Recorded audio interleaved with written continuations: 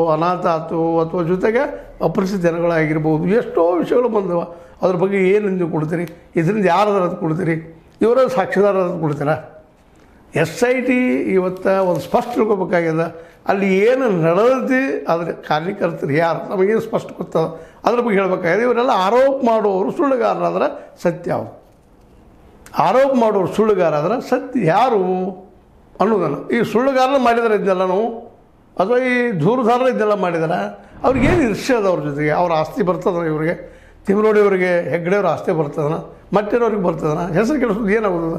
ಅವ್ರು ಮೂಲತಃ ಹಿಂದುತ್ವವಾದಿಗಳು, ಪರಿಪೂರ್ಣ ಹಿಂದುತ್ವವಾದಿಗಳು. ಅವರೆಲ್ಲ ತಮ್ಮ ಧರ್ಮದ ಸ್ಥಳದ ಬಗ್ಗೆ ಹೆಸರು ಅವರ ಕೆಡಿಸ್ಕೊಳ್ತಾರೆ.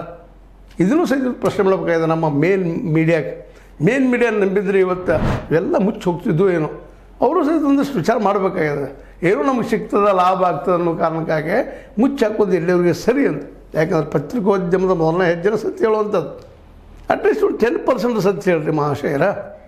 ಯಾಕಂದ್ರೆ ಬರೀ ಸುಳ್ಳು ಹೇಳೋದು, ನಿಮ್ಮ ಬದುಕಿ ನೀವು ಇನ್ನೊಬ್ಬರ ಬದುಕನ್ನು ಹಾಳು ಮಾಡುವಂಥ ನ್ಯೂಸ್ ಕೊಡುವಂಥವು ಏನದಲ್ಲ, ಇವೆಲ್ಲ ಮೇನ್ ಮೀಡಿಯಾ ನಿಜವಾಗಿಯೂ ಖತರ್ನಾಕ್.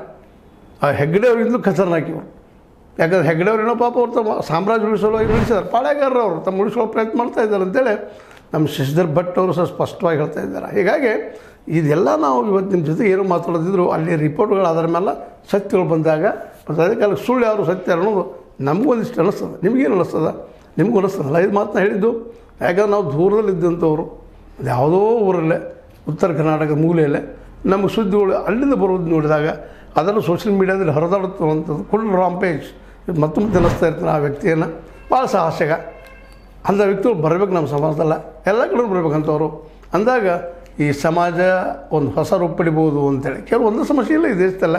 ಅದು ಮತ್ತೆ ಮುಂದೆ ಮಾತಾಡೋಣ ಅಂತ ಹೇಳ್ತಾ, ಇದು ನಿಮ್ಮ ಲೈಕ್ ಆಗಿರ್ಬೋದು. ಲೈಕ್ ಮಾಡಿ, ಶೇರ್ ಮಾಡಿ, ಕಾಮೆಂಟ್ ಮಾಡಿ, ಜೊತೆ ಸಬ್ಸ್ಕ್ರೈಬ್ ಮಾಡಿ. S60 ನ್ಯೂಸ್ ಅಥವಾ ತೇಜ್ ತರ ಸತ್ಯದ ಕೈಗಿರಲಿ. ವಂದನೆಗಳು.